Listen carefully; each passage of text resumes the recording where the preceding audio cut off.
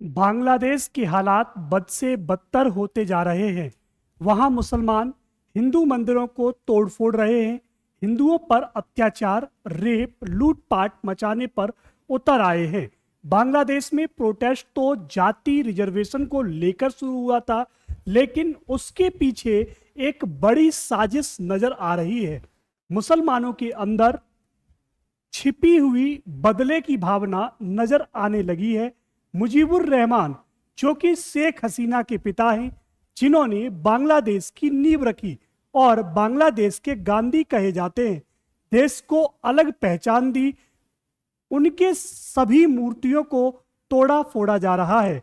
अगर आप देखेंगे तो भारत के पड़ोसी मुल्क, जो कि कभी भारत के साथ हुआ करते थे, सभी प्रो चाइना हो गए हैं। रहा सहा बांग्लादेश भी अब प्रो इंडिया नहीं रहेगा।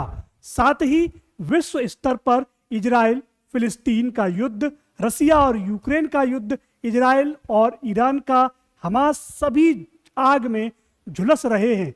और बांग्लादेश प्रो पाकिस्तान की तर्ज पर चला गया तो भारत के लिए और बड़ी मुश्किल खड़ी हो जाएगी, क्योंकि एक तरफ लगातार पाकिस्तान जम्मू कश्मीर में घुसने का प्रयास करता रहता है, वैसे ही हालात कहीं बांग्लादेश में न बन जाएं।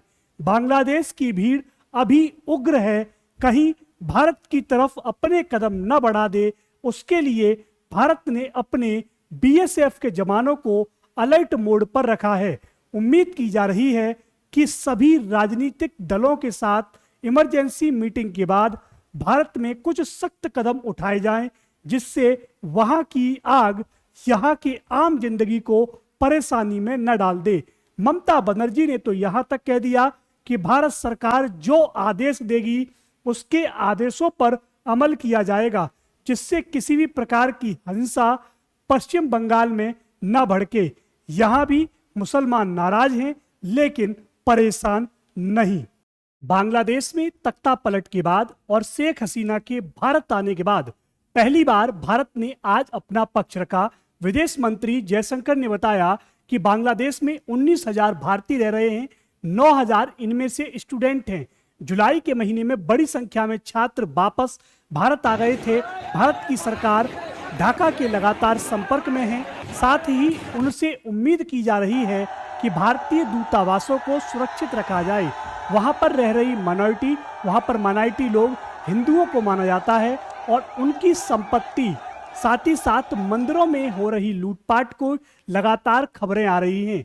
साथ ही साथ सोशल मीडिया, ट्विटर हैंडल पर देखा गया कि मंदिरों की सुरक्षा करते हुए भी कुछ छात्र नजर आए। उन्होंने इसकी तारीफ भी की। जब तक वहां कानून व्यवस्था सही प्रकार से लागू नहीं हो जाती है, सरकार नहीं चुनी जाती है, सारे हालात सही नहीं हो जाते हैं, तब तक हम वहां पर पूरी तरह से नजर बनाए रखेंगे और यह हमारे लिए चिंता का सबब है। Chairman sir, we are also monitoring the situation with regard to the status of minorities. There are reports of initiatives by various groups and organizations to ensure their protection and well-being. We welcome that, but will naturally remain deeply concerned till law and order is visibly restored.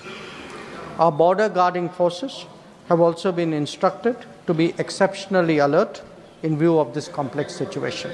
Sheikh Hasina के इस्तीफा देने के बाद भारत का यह पहला विस्तृत बयान है। बांग्लादेश से कई तस्वीरें में यह देखने को मिल रहा है कि वहां छात्र द्वारा मंदिर को सुरक्षित रखने का प्रयास किया जा रहा है। छात्र मोर्चा ने भी अपील की कि इस हिंसा और प्रोटेस्ट में अल्पसंख्यक के जान माल और मंदिर को किसी भी प्रकार का नुकसान न पहुंचे। बांग्लादेश में हिंदू अल्पसंख्यक कहे जाते हैं। कई दशकों से भारत और बांग्लादेश के बीच करीबी संबंध रहे हैं, लेकिन 2024 के चुनाव के बाद हालात बिगड़ने लगे। Mr. Chairman sir, I rise to apprise this august house of certain recent developments pertaining to Bangladesh. As honorable members are aware, India-Bangladesh relations have been exceptionally close for many decades over many governments. Concern about recent violence and instability there is shared across the political spectrum. Since the election in January 2024, there has been considerable tension, deep divides, and growing polarization in Bangladesh politics. This underlying foundation aggravated a student agitation that started in June this year. There was growing violence, including attacks on public buildings and infrastructure, as well as traffic and rail obstruction. The violence continued through the month of July.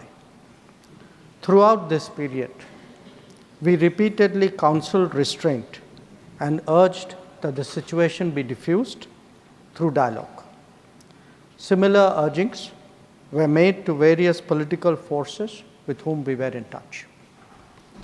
So, despite a Supreme Court judgment on 21 July, there was no let-up in the public agitation.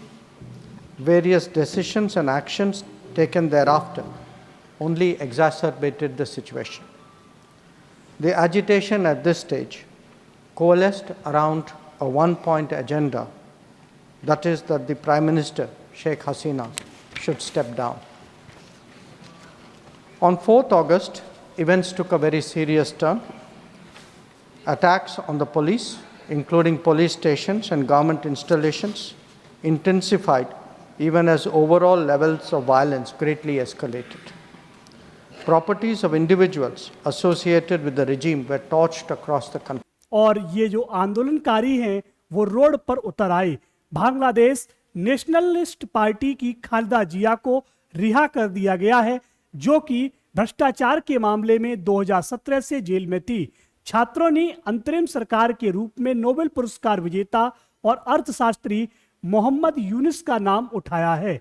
उन्होंने यह प्रस्ताव मान भी लिया है।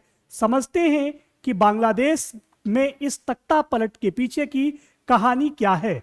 Social media की माने तो कोई पाकिस्तान, आईएसआई और चीन को इस घटना के पीछे जिम्मेदार बता रहा है और कोई अमेरिका को इसका दोषी मानता है, लेकिन विदेश मंत्री के द्वारा इस तरीके से कोई भी बात नहीं की गई। बांग्लादेश में आंदोलन के पीछे आरक्षण एक कारण है। जब बांग्लादेश में आरक्षण यानी कोटा को लेकर आंदोलन चल रहा था, उसी समय बांग्लादेश के एक टीवी चैनल ने बांग्लादेश सिविल सर्विस कमीशन की सबसे बड़ी परीक्षा के अंदर लीक और धांधली का भांडा फोड़ दिया। जब छात्रों द्वारा यह देखा गया कि सिविल परीक्षाओं में भी धांधली हो सकती है और हुई है, तो देश में आखिर कौन सी परीक्षा बचेगी। ऊपर से बढ़ती हुई बेरोजगारी में उनका भविष्य अंधकार में चला जाएगा। आरक्षण का विरोध इसलिए भी था क्योंकि आवामी लीग के काडर के लोगों के द्वारा अपने लोगों को नौकरियों में भरा जा रहा था, लेकिन फर्स्ट क्लास की नौकरी में धांधली की खबर ने छात्रों के हौसले और विश्वास को तोड़ दिया। बढ़ती हुई बेरोजगारी बांग्लादेश में किस तरीके से आंदोलनकारियों को उग्र कर देती है, यह हमें देखने को मिला।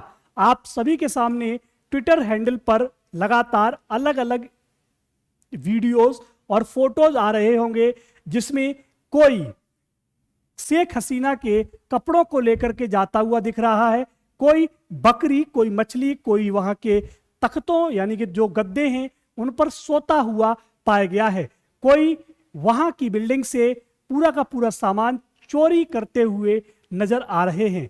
तो इस तरीके के हालात बनने में साथियों काफी समय लगा होगा। विदेश मंत्री के द्वारा इस पर जो बयान दिया गया है वह यह दिखाता है कि वे पूरी तरह से बांग्लादेश पर नजर बनाए हुए हैं और किसी भी प्रकार की कोई भी हलचल यदि बॉर्डर पर होती है तो भारत पूरी तरह से तैयार है। बीएसएफ को अलर्ट मोड पर रखा गया है, जिससे कि किसी भी स्थिति में बांग्लादेश में चल रही इस हलचल से निपटा जा सके। साथ ही साथ बांग्लादेश के राष्ट्रपति के द्वारा 3 महीने में, अगले 3 महीने में कहा गया है कि चुनाव करवा लिए जाएंगे और सरकार को स्टेबिलिटी प्रदान की जाएगी। देखते हैं साथियों कि आगे बांग्लादेश में क्या देखने को मिलता है। अभी जो देखने को मिल रहा है उसमें हिंदुओं पर अत्याचार, हिंदू महिलाओं के साथ रेप और लोगों के साथ मारपीट की लगातार वीडियो आ रही हैं। साथ ही साथ जो इस्कॉन मंदिर का एक टेम्पल की एक शाखा वहां पर थी, उसको भी पूरी तरह से तोड़ दिया है। वहां पर जो 3 श्रद्धालु थे वे अभी पूरी तरह से सुरक्षित हैं और अपनी जान बचाने का प्रयास कर रहे हैं। वे अभी भी मंदिर के अंदर ही छुपे हुए हैं और अपने आप को बचाने का प्रयास कर रहे हैं। साथ ही साथ उन सभी का धन्यवाद जो बांग्लादेश के अंदर हिंदुओं को सुरक्षा प्रदान करने का कार्य कर रहे हैं और मंदिरों को सुरक्षित रखने के लिए अपनी दिन रात एक किए हुए हैं। धन्यवाद उन सभी का जो बांग्लादेश में अल्पसंख्यकों की रक्षा के लिए खड़े हैं। देखते हैं नई वीडियो में, तब तक के लिए नमस्कार। जय हिंद, जय भारत।